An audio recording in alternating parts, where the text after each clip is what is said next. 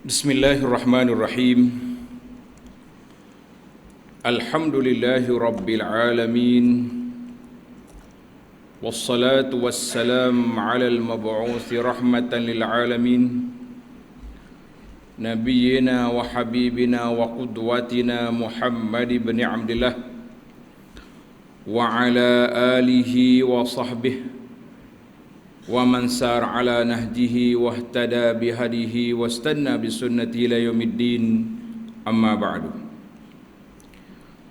Muslimin dan muslimat, para jemaah, para pencinta ilmu, Assalamualaikum warahmatullahi wabarakatuh. Alhamdulillah, syukur kita kepada Allah Azza wa Jalla kerana pada hari ini 2 hari bulan 1 2023 bersamaan dengan 9 hari bulan Jumadal Akhirah 1444,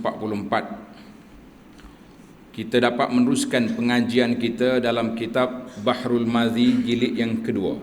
Bahrul Madhi ni ada berpuluh jilid. Yang kita belajar sekarang jilid yang kedua, bab salat. Mana-mana cetakan pun dia ada nombor. Nombor kitanya nombor 108. Babu ma jaa fi salati ba'dal asri. Bab yang telah datang ia pada menyatakan hukum sembahyang sunat selepas asar. Jadi kita dah belajar daripada jemaah sekalian, solat sunat ni tak boleh solat lepas asar dengan lepas subuh. Jadi Tuan Syekh kita bawa masalah kepada kita hari ini, iaitulah hadis, setelah dia bawa hadis larangan dalam bab 103 dulu, hadis larangan daripada solat sunat selepas asar dengan selepas subuh. Maka dalam bab ini macam kontra. Dia bawa hadis Nabi kita solat lepas asar. Jadi apakah perbincangan dia yang kita akan bincangkan di sini insya-Allah. Ini gaya Imam Tirmizi. Dia bawa hadis yang larang, kemudian hadis buat untuk dinyatakan larangan secara umum, tapi ada sebab khusus yang membenarkan. Ini sangat penting. Maknanya kita, kalau kita belajar sebelah ya, kita kata oh tak boleh ni. Tapi kenapa ada hadis yang buat? Ada sebab. Insya-Allah sebab-sebab itulah yang kita akan belajar sekarang. Ketahuilah kiranya wahai saudaraku, ini bahasa lama ni, bahasa orang Perak, Lubuk Al-Marbawi, Lubuk Merbau ni. Ketahuilah kiranya wahai saudaraku, telah lalu dahulu daripada bab ini menerangkan bahawasanya sembahyang sunat yang tiada mempunyai sebab itu makruh, dilarang, akan sebagai makruh haram. Kita dah belajar dalam siri lepas, makruh tu ada 2 kategori. Satu dipanggil makruh tanzih. Kalau kata makruh tanzih, makna makruh elok jangan buat. Tapi kalau buat juga tidaklah sampai peringkat berdosa. Satu lagi dipanggil makruh tahrim. Hak ni bukan elok, memang tak boleh buat. Itu beza. Makruh ada 2, makruh tahrim, makruh tanzih. 2. Sebab tu kalau ada orang lama-lama mempertahankan, dia kata kok makruh, kata makruh tahrim bukan makruh tanzih. Dia kata payah cakap main bab fiqh ni tak. Makruh juga tapi tahrim dia ada 2 istilah. Tengok dalam kitab kita. Sebagai makruh tahrim makna makruh yang haram. Dan tiada sah sembahyangnya, kemudian daripada sembahyang asar dan sebagainya, daripada segala waktu tahrim, waktu haram solat sunat. Lepas asar, mana lagi? Selepas subuh dan sebelum zuhur, lain pada hari Jumaat. Melainkan mana yang dikecualikan larangan itu apa dia? Solat qada. Tanda tuan-tuan. Solat qada dia tak ada Dalam bahasa orang muda kata unlimited. Makna dia tak ada tempoh larangan. Nak solat bila-bila pun boleh qada. Melainkan qada sembahyang yang luput dan sembahyang sunat yang mempunyai sebab. Dia panggil sunat bersebab. Apa dia sunat bersebab, kita dah bincang dulu. Di antaranya tahiyatul masjid. Mana bila kita masuk masjid, Nabi larang daripada kita duduk, maka kita kena solat dulu walaupun belum lepas asar ataupun selepas solat subuh. Kerana Nabi sallallahu alaihi wasallam ada sembahyang qada luput, kemudian daripada sembahyang asarnya, sebagaimana yang tersebut dalam hadis yang dikeluarkan oleh Imam Tirmizi dalam kitab ini dan juga dalam kitab sunan dia, tengok hadis nombor 28.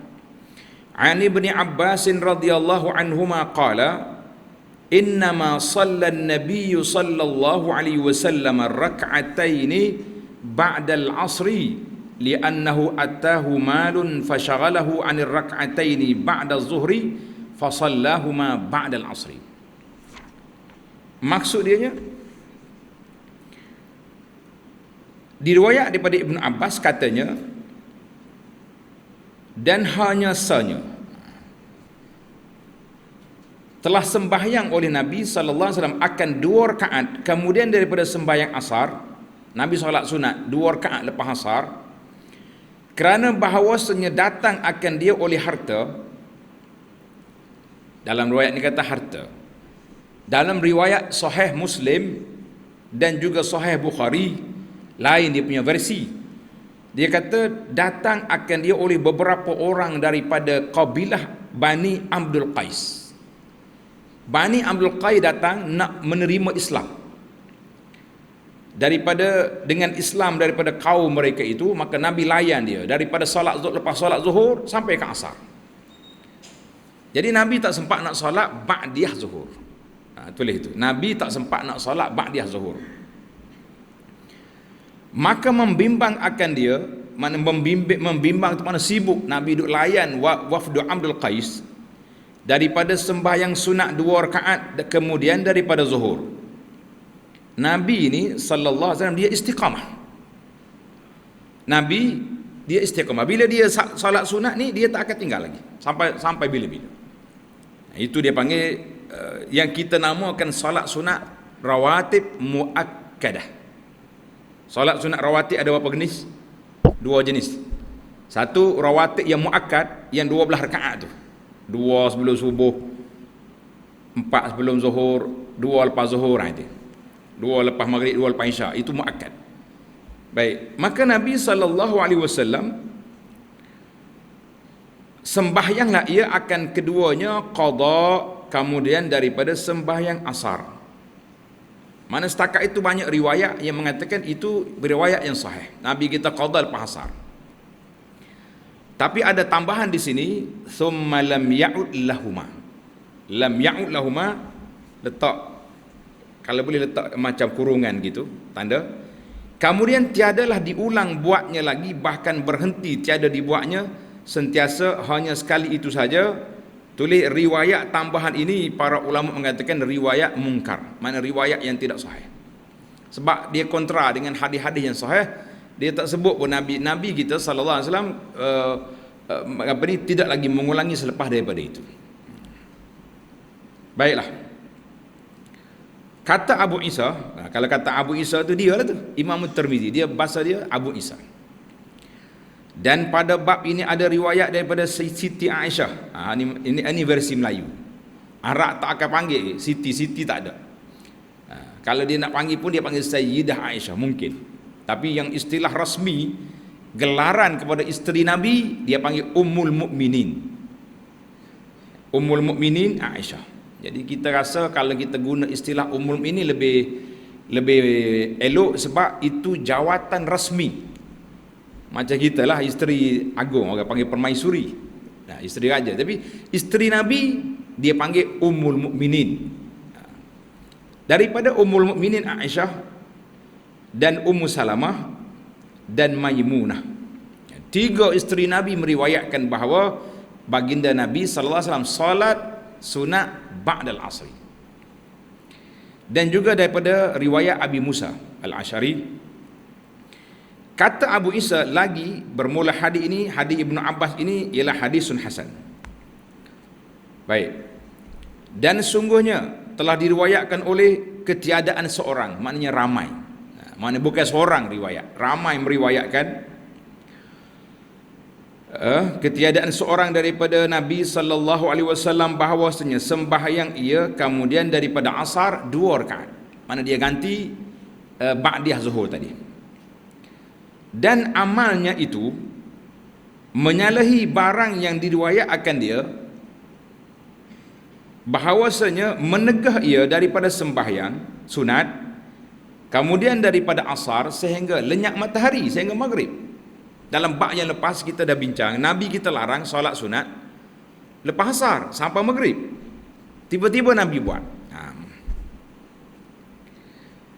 Kata Abu Isa, dan bermula hadis Ibnu Abbas di atas itu lebih asah daripada segala hadis sekira-kira katanya tiada diulang Nabi membuatnya itu. Dia kata dia ini disebut oleh At-Tirmizi. Dan sungguhnya diriwayat daripada Zaid bin Sabit seumpama hadis Ibnu Abbas. Dan sungguhnya diriwayat daripada Siti Aisyah pada ini bab beberapa riwayat telah diriwayatkan daripadanya menunjukkan Nabi sallallahu alaihi wasallam sentiasa buat. Bahawasanya Nabi sallallahu alaihi wasallam tiada masuk atasnya, masuk ke rumah dia, rumah Aisyah. Kemudian daripada asar melainkan sembahyang ia 2 rakaat. Itu kedudukan Nabi, ciri keistimewaan Nabi sallallahu alaihi wasallam. Bila dia mula satu solat, dia tak boleh tinggal. Jadi dia pernah solat lepas asar bermula daripada kedatangan wafdu Abdul Qais itu, dia tak boleh tinggal. Jadi Aisyah kata dia masuk rumah aku lepas asar dia akan solat.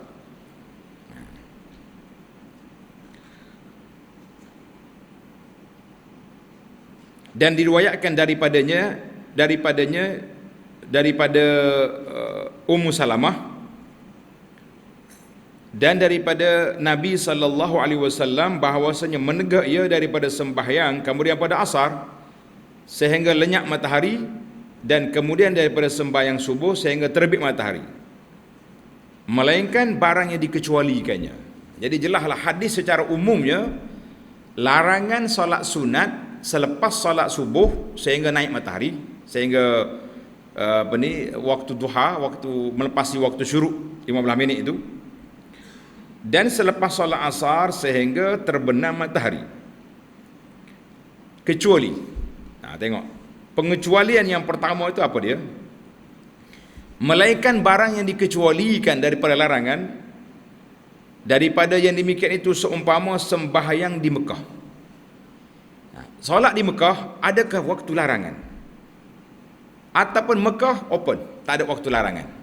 Boleh je solat sunat 24 jam. Selepas subuh, lepas asar, semua waktu.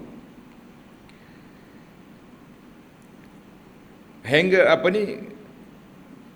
kemudian daripada tawaf, tulis nombor 2. Kemudian daripada tawaf boleh kita buat bila-bila. Maka sungguhnya diriwayatkan daripada Nabi sallallahu akan rukhsah pada yang demikian itu. Dan sungguhnya telah berkata dengannya, mana pendapat yang mengatakan boleh solat sunat di Mekah tanpa larangan, diterima oleh siapa? Diterima oleh siapa? Satu kaum daripada ahlul ilmi, ulama-ulama dari kalangan sahabat-sahabat Nabi radhiyallahu anhum, dan mereka yang datang kemudian daripada sahabat Nabi, nama dia tabi'in. Tuan-tuan tanda, orang jumpa Nabi nama dia sahabat, orang yang jumpa sahabat Nabi nama dia tabi'in, orang yang jumpa tabi'in nama dia atba'ut tabi'in. Kemudian orang tak ada lagi dah gelaran, orang panggil ulama al-ummah, salafus salih. Maka mereka telah menerima pandangan yang mengatakan tak ada larangan selepas waktu di Mekah. Dan dengan dialah, dengan pendapat tiada larangan itulah berkata Asy-Syafi'i, pendapat mazhab Syafi'i, Imam Ahmad dan Ishaq. Itu tulis, itu pendapat yang pertama. Dia kata tak ada waktu larangan di Mekah. Mana dalil? Tulis dalil tepi ni, kita tak ada dalil ni, saya tambah. Dalam buku Mekah, sejarah Mekah yang ana tulis tu, ana masuk dah tak cerita ni. Dalilnya hadis Nabi mengarahkan penjaga Masjid Haram. Nabi mengatakan ya Bani Abdul Manaf, wahai Bani Abdul Manaf, penjaga Masjid Haram ini, mu jangan larang orang nak solat di dekat Kaabah ini malam atau siang. Itu dalil dia. Baik. Pendapat yang kedua, tulis qaf 2. Baru kita tak mudah nak ingat. Qaf 2 mana pendapat al-qaulus tsani, pendapat yang kedua. Dan setengahnya telah menegah oleh satu kaum daripada ahlul ilmi dari kalangan sahabat Nabi sendiri sallallahu alaihi wasallam. Dan mereka yang kemudian daripada mereka itu akan sembahyang di Mekah. Tak ada. Mekah tak boleh solat sunat juga waktu larangan, macam di tempat lain. Kemudian daripada asar dan kemudian daripada subuh. Dan pendapat ini diterima oleh siapa? Oleh Sufyanus Tsauri, ulama salaf. Dan Imam Malik bin Anas, Imam Darul Hijrah, Imam Madinah, dan sebahagian daripada Ahlul Kufah, puak-puak mazhab Hanafi. Jadi Malik dengan Hanafi mengatakan bahawa larangan terpakai juga di Mekah kecuali bersebab. Apa dia sebab? Sebab yang pertama, kita tawaf, kita masuk masjid, tahiyatul masjid, maka itu dipanggil bersebab. Sebab yang kedua, tawaf. Maknanya kita lepas solat subuh kita tawaf. Lepas kita tawaf, sunat kita solat sunat tawaf 2 rakaat. Jadi kita tak payah tunggu sampai naik matahari. Lepas habis tawaf 7 pusingan, terus dia solat sunat 2 rakaat. Dia panggil solat sunat tawaf. Itu bersebab. Pernah satu masa Sayyidina Umar radhiyallahu anhu dia tawaf lepas subuh. Dia tawaf lepas subuh. Kemudian dia tak solat sunat. Dia naik kenderaan dia pergi ke Bi'ru Tuwa. Bi'ru Tuwa ni tempat telaga yang Nabi kita rehat sebelum masuk tawaf. Sampai di sana naik matahari baru dia solat sunat. Jadi ini pandangan yang kedua yang mengatakan di Mekah, walaupun di Mekah tetap juga larangan itu berlaku.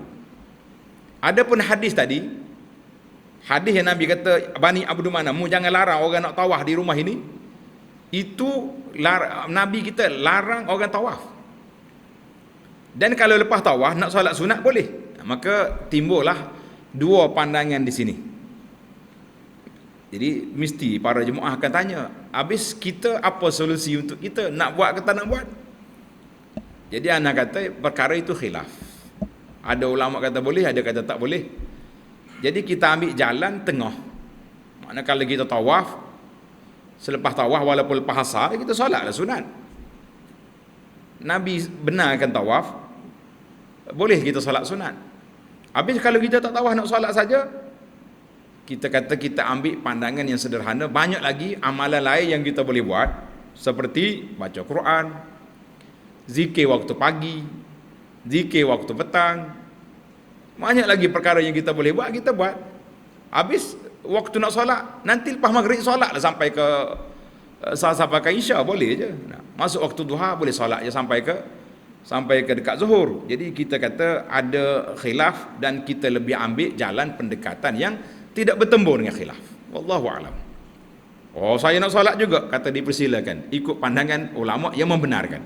Jadi perkara ini ada keluasannya. Bila ada khilaf dia ada luas.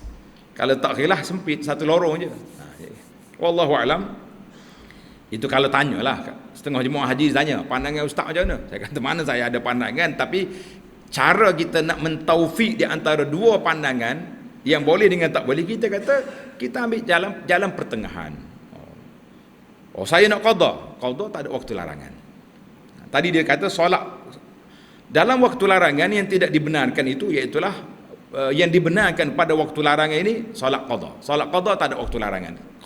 Solatlah bila-bila pun. Dan solat sunat bersebab.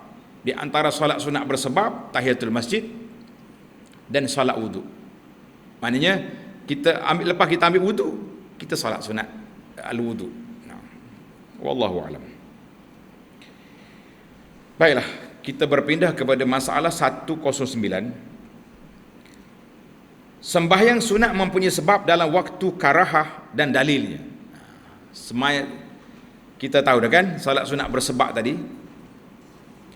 Kata Imam Nawawi rahimahullahu taala, beberapa faedah kita dapati daripada hadis ini. Hadis yang kita bincang tadi. Setengah daripadanya mengisbatkan sunat zuhur kemudian daripadanya. Sunat zuhur kemudian daripadanya. Dan setengah daripadanya bahawasanya segala sunat ratibah, sunat rawatib, sunat qabliyah ataupun ba'diyah, yang muakkad, yang patutnya yang muakkad, yang kita duk jaga ni, yang Abu Anas duk kempen tuan-tuan supaya jaga 12 rakaat, jangan lupa. Nama dia projek mega mampu milik tu. Apabila luput, ia disunatkan qadanya. Tulis tajuk kitanya, qada solat sunat ratibah yang terlepas. Dan ialah qaul yang sahih di sisi kita mazhab Syafi'i.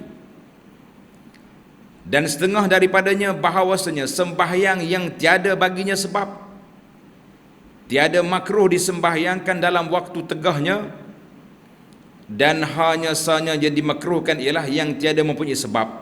Maknanya solat yang bersebab tak ada waktu larangan. Kita masuk masjid,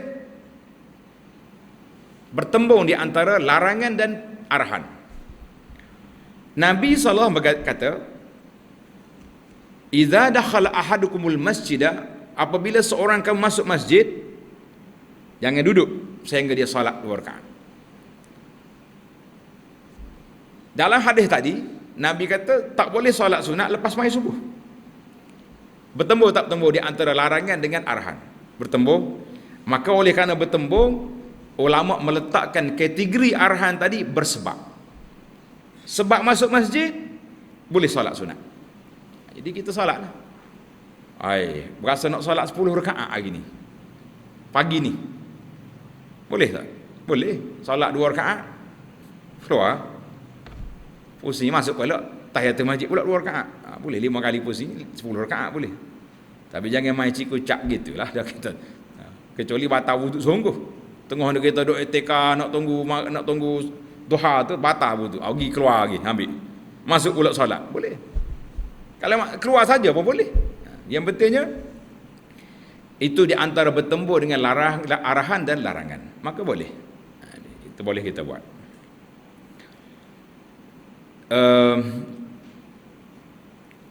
Dan hadis dalam masalah 108 itulah tempat berpegang ashab kita, pandangan ulama mazhab Syafi'i pada masalah, dan tiada bagi kita lebih asah, dalil lebih sahih daripada dalil Nabi kita sallallahu alaihi wasallam qada 2 rakaat selepas zuhur yang dia tak sempat itu selepas solat asar. Kerana itu ana selalu beri taujih ataupun pandangan kepada sahabat-sahabat yang nak jaga 12 rakaat ni. Kan hadis Nabi sebut 12 rakaat tu. Ramai yang mengadu, dia kata, "Ustaz, kami tak sempat solat qabliyah zuhur." Sebab kita duduk di pejabat lah, dalam perjalanan nak pergi masjid, orang dah qamat, bila sampai awal qamat tak boleh solat sunat. Macam mana buat? Kata solat dengan imam dulu. Solat bersama dengan imam, bila sudah solat zuhur nanti solatlah 4 rakaat qabliyah, 2 rakaat ba'diyah, pergi balik. Boleh kita qada. Tidak jadi halangan. Alhamdulillah. Peluang itu masih ada. Yang tak ada peluangnya hak malah ya. Itu ya. Hak malah ni ceritalah apa saja pun dia tak jadi dah tu. Orang panggil kebal dia. Kebal. Orang kebal ni cakap pun tak jadi, tak cakap pun semacam bercakap pun tak cakap, tak cakap pun tak cakap. Baiklah. Masalah yang ke-110, ini tajuk ni menarik. Masalah yang ke-110 ini agak menarik. Tajuk dianya, apabila bertembung di antara maslahah yang penting, suatu kerja yang penting dan perlu disegerakan, dengan satu lagi maslahah nak jaga kepentingan juga, tapi boleh ditangguhkan. Kita nak guna hak mana dulu? Ini maslahah.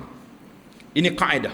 Apabila bertembung di antara dua maslahah, dua kepentingan, maka kita kena utamakan yang lebih penting. Utamakan yang lebih utama.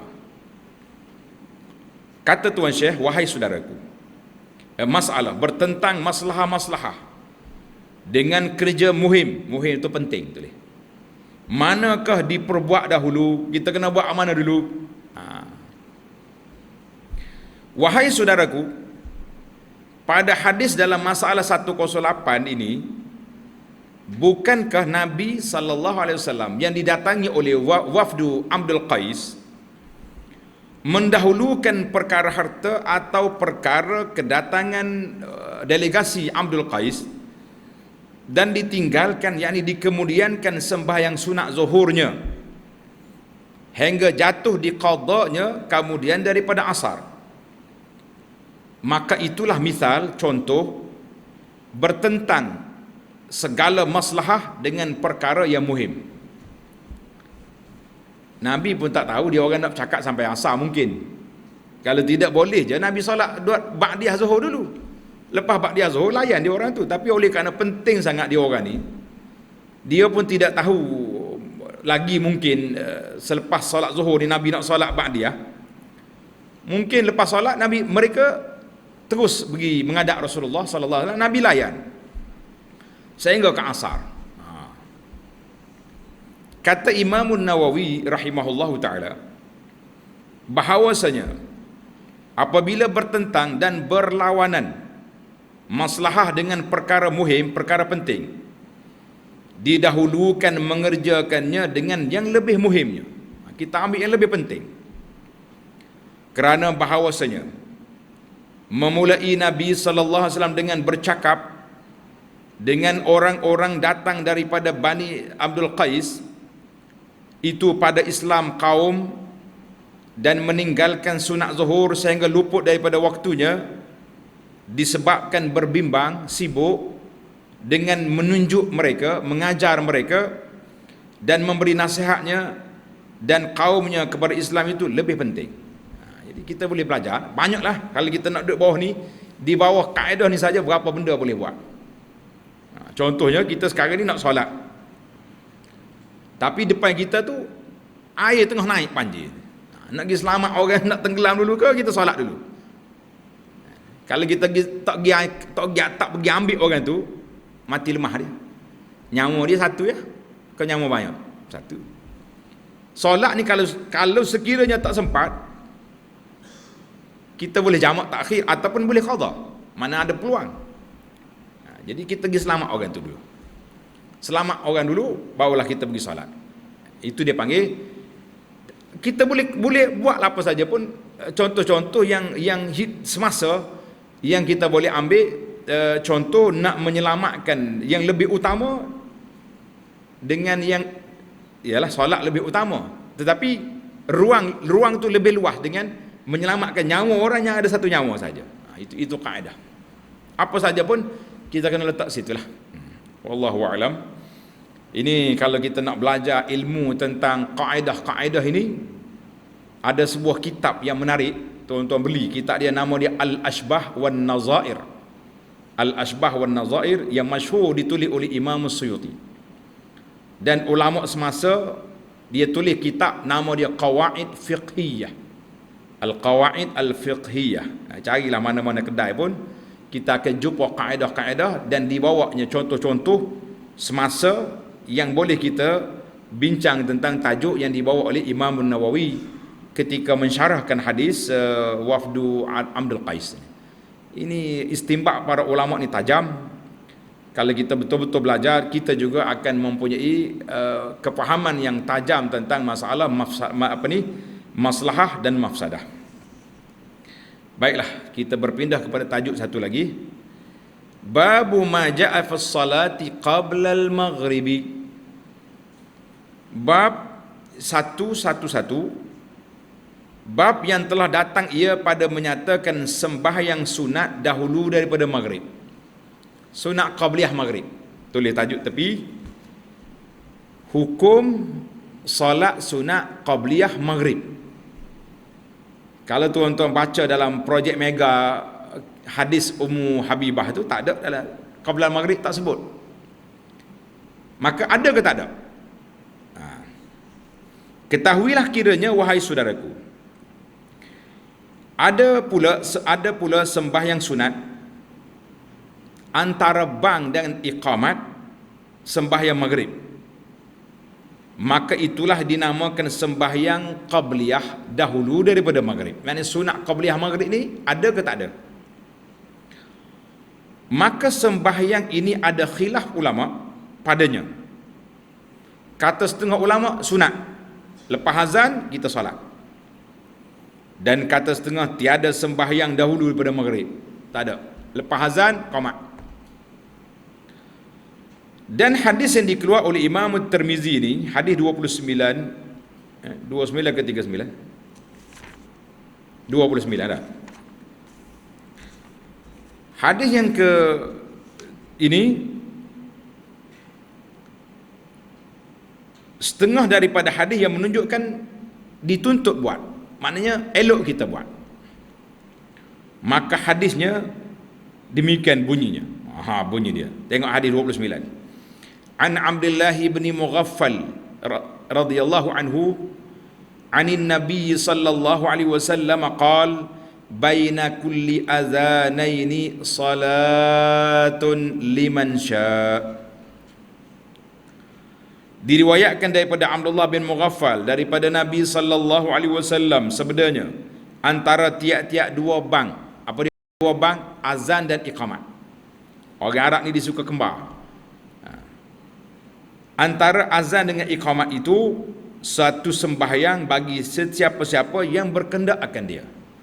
Maknanya siapa dia nak solat, lepas pada azan solat. Tak ada dah waktu larangan waktu itu, tak ada. Tersebut dalam Sahih Muslim 3 kali Nabi kita ulang. 3 kali Nabi kita ulang. Baik di antara azan ke solat. Cuma Nabi kata liman syaa, pada kali terakhir siapa yang nak solat, solat. Kata Abu Isa, dan pada bab ini ada riwayat daripada Abdullah bin Az-Zubair, dan hadis Abdullah bin Mughaffal ini hadisun hasan lagi sahih. Tuan-tuan tanda hadis 29 ni sahih, darjat dia sahih. Senang kita nak kira.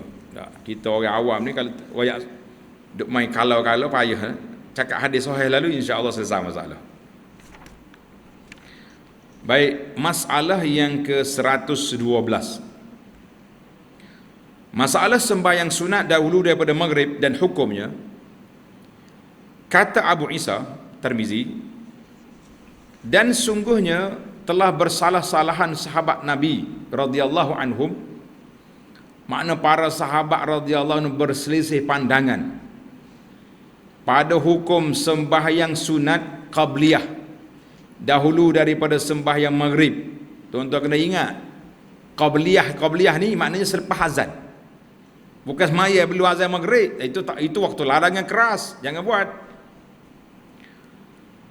Maka tiada memikir oleh setengahnya, maknanya tak ada pandangan. Ulama kata tak ada sembahyang dahulu daripada maghrib ini, tidak ada. Selepas azan terus iqamat. Dan diriwayatkan bukan daripada seorang daripada sahabat Nabi sallallahu alaihi wasallam bahawasanya mereka itu sembahyang sunat dulu pada maghrib 2 rakaat antara ban dengan iqamat. Jadi ada khilaf. Ada yang buat, ada yang tak buat. Dan kata Imam Ahmad dan Ishaq, jika sembahyang seseorang akan keduanya, maka ialah yang elok. Eloknya kita solat. Dan ini di sisi keduanya sunat. Maka sembahyang qabliyah maghrib ini dikira sunat, walaupun tidak muakkad, tapi termasuk di kalangan di dalam solat sunat rawatib, termasuk dalam sunat rawatib ghair muakkadah, tapi elok buat. Mana daripada kita duduk berdiri sakit lutut duduk tunggu qomat tu, baik kita solat. Baik kita solat. Jangan malah. Baik. Masalah 113. sembahyang dahulu daripada maghrib dan ikhtilaf padanya, mana berbeza pandangan ulama dalam masalah ini. Kata Imam Nawawi rahimahullah, dan dalam beberapa riwayat hadis menunjukkan sunat 2 rakaat antara bang maghrib dan sembahyang maghribnya. Tadilah hadis sahih tadi, Nabi kata baina kulli azanaini salah, liman sya, siapa dia nak. Dan pada masalah ini ada 2 wajah, tulis pada 2 pandangan dari kalangan ulama mazhab Syafi'i. Ulama mazhab Syafi'i pun khilaf juga. Maknanya kata wajah tu ada pandangan di ulama besar dia. Dia kata apa? Bermula yang lebih masyhurnya, malah wajah ni wajah. Lepas ni ramai duk berdiri saja ni. Berwajah yang masyhur di kalangan mazhab Syafi'i, tiada sunat. Anak sepanjang kita duduk berjalan pergi kuliah maghrib, dijemput oleh orang ni, banyak masjid yang banyak juga tempat yang saya sampai ditaklimat oleh penyambut ahli kawasan masjid. Dia berkata, Ustaz, kami sini lepas azan kita terus qamat ni maghrib ni. Saya kata, kenapa? Sebab nak cepat ke? Nak kuliah ke? Tak, memang masjid kita ni kita tak ambil solat qabliyah maghrib. Dia ambil macam tu. Boleh jadi dia pegang pendapat yang lebih masyhur ni lah. Wallahu a'lam. Saya kata tak apa, saya terima maklumat. Tapi dalam kuliah nanti kita masuk. Ni, tengok ni. Kata Nawawi, dan yang lebih asahnya, yang lebih sahihnya, pendapat yang lebih sahih di sisi ulama muhaqqiqin, ulama yang meneliti dalil, yang memperhalusi masalah, tidak terikat sangat dengan pandangan mazhab orang-orang yang dulu-dulu, tapi lebih teliti kepada pandangan. Biasanya kalau kata muhaqqiqin ini, mereka lebih teliti kepada dalil-dalil yang ada, menunjukkan bahawa disunatkan dia kerana terdapat beberapa hadisnya. Saya kata alhamdulillah. Jadi bila waktu kita ceramah tadi, kita betul balik, takkanlah mari jauh-jauh kita ditaklimatkan masjid ni tak ada orang nak solat qabliyah. Sebabnya apa? Sebab tak ada lain sunat. Kita kata tak betul. Diberi pilihan. Nabi kata solat, tapi liman syak, siapa dia nak. Kalau tak nak tak apa. Tapi kalau kita nak menafikan terus, lepas azannya terus iqamat, pakcik-pakcik kita yang nak solat sunat ni tidak diberi peluang 2 rakaat walaupun ringkas, kita kata tidak adil. Awak tak nak solat sunat, awak duduk situ baca Quran, zikir, tunggu orang iqamat. Yang nak solat sunat, tafadhal, boleh bangun. Itu lebih adil. Sebab tu Nawawi kata di sini dalam kitab kita ni, kata pendapat yang masyhur tak sunat. Tetapi al-asah, yang lebih sahih indal muhaqqiqin, disunatkan akan dia kerana beberapa hadis yang Nabi kita benarkan tadi. Dan pula pada masalah ini 2 mazhab bagi ulama salaf. Ulama salaf pun ada berbeza.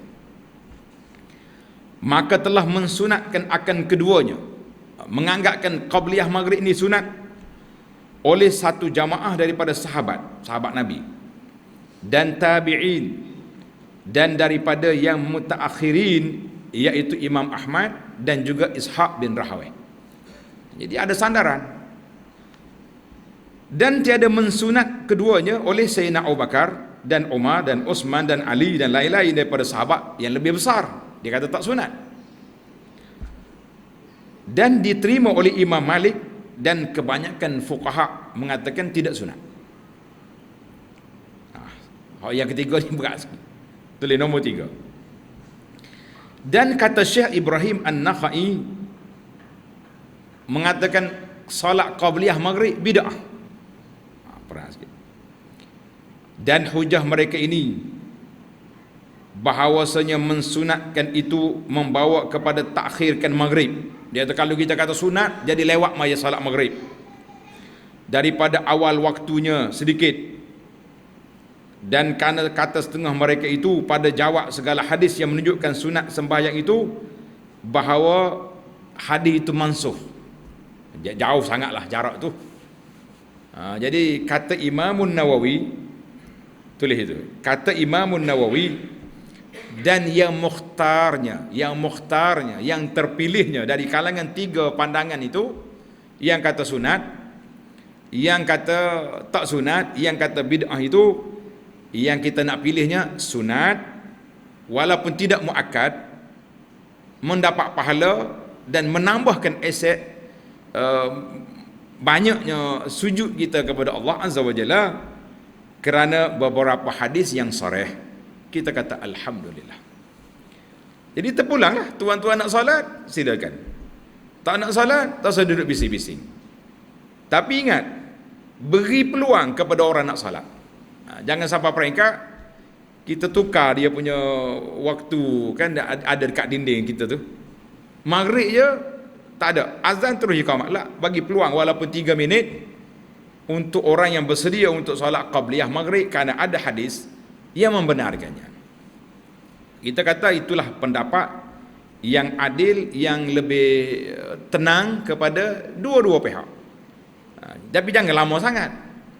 Saya setuju qamat maghrib ini tidak lama, cuma kita beri peluang kepada orang yang nak solat qabliyah maghrib. Lebih-lebih lagi kalau selepas solat maghrib itu ada kuliah jemputan. Kalau kuliah kita biasa ya, pak imam masjid ya nak kuliah, tak apalah, nak lambat sikit pun 20 minit 15 minit pun tak ada masalah. Di masjid dia esok dia kuliah pula. Tapi kalau kita jemput penceramah mari jauh-jauh, tiba-tiba tulis atas meja siap, letak atas meja ni siap dah, masuk waktu azan diminta penceramah berhenti. Saya kata kita ni macam juga bawa kereta, kita tak boleh break emergency, kena langgar punggung. Nah, jadi kita break ikut stesen. Kita ni ada bab, ada fasal, ada tajuk. Takkanlah masuk waktu isyak, bunyi waktu isyak, break, wallahu alam, tak tahu berhenti mana. Apa conclusion, apa khulasah, apa keputusan yang kita nak ambil daripada bab yang kita belajar. Dia panggil ini tidak manhaji. Dah, cukuplah zaman dulu kita memang macam tu. Kita belajar orang-orang sebahagian daripada ustaz-ustaz kita lama-lama kan, dia mengajar bunyi masuk dah isyak, ustaz, masuk dah, wallahu alam, tanda situ, tak tahu berhenti mana, stesen ke, tengah jalan ke, tengah divider ke, pakai break lah. Kita kena ada keputusan apa yang kita nak buat, apa yang kita nak putuskan daripada perbincangan kita ni, biar ada hasil, ada natijah. Tak boleh break tengah jalan. Jadi kita kena tengok. Maka imam-imam yang solat maghrib, kalau perlu ada kuliah-kuliah macam ni, boleh kita percepatkan, tapi jangan langsung tak ada ruang untuk orang solat qabliyah maghrib. Imam pun solat maghrib tu afdal kita pendekkan surah-surah yang pendek-pendek. Setengah tu baca surah pendek dah. Zikir lepas solat pula panjang. Sebenarnya kalau zikir kita ikut sunnah Nabi, pendek je. Masing-masing baca subhanallah, subhanallah, subhanallah. Agak-agak berapa minit nak selesai subhanallah 3 kali. Alhamdulillah. Tapi kalau kita berlagu subhanallah, hak tu saja apa 10 subhanallah dah sudah. Break pula. Alhamdulillah. Berapa lama kita ambil masa, ruang yang boleh dipendekkan kalau kita mengikut SOP sunnah yang diajar mengikut dalam kitab-kitab fiqh mazhab Syafi'i berdasarkan kepada hadis Nabi sallallahu alaihi wasallam. Tetapi imam-imam kita lebih kepada meniru budaya-budaya yang dia terima daripada orang-orang yang terdahulu, maka jadilah macam tu. Akhir sekali penceramah mari jauh-jauh 2 jam naik kereta, diberi label surat atas meja, berhenti pada waktu saja. Kita pun kata 20 minit, aku mari tak berbala, mari jauh. Baik kita buat kelas online senang. Nah, wallahu alam. Itu pandangan kita untuk keharmonian masyarakat dan kebahagiaan semua pihak, insya-Allah. Baik, kita break setakat itu dulu. Kita akan sambung lagi dalam masalah 114, babu ma jaa fi man adraka rak'atan minal asri qabla an taghrub asy-syams. Ini tajuk ni penting. Bab siapa yang sempat solat 1 rakaat je. Maknanya kita sudah tidur tengok, ya Allah, hari ni 7-10 minit kan maghrib. Kita sedar 7-5 minit. Lari masuk tandas, ambil wudu. Kita bertakbir Allahu Akbar, sempat 1 rakaat. Masuk rakaat yang kedua orang azan. Nah, apa hukum? Tunggu dalam sidi akan datang. Subhanakallahumma wa bihamdika asyhadu an la ilaha illa anta astaghfiruka wa atubu ilaik. Wa sallallahu ala nabiyyina Muhammadin wa ala alihi wa sahbihi ajma'in walhamdulillahi rabbil alamin. Wassalamualaikum warahmatullahi wabarakatuh.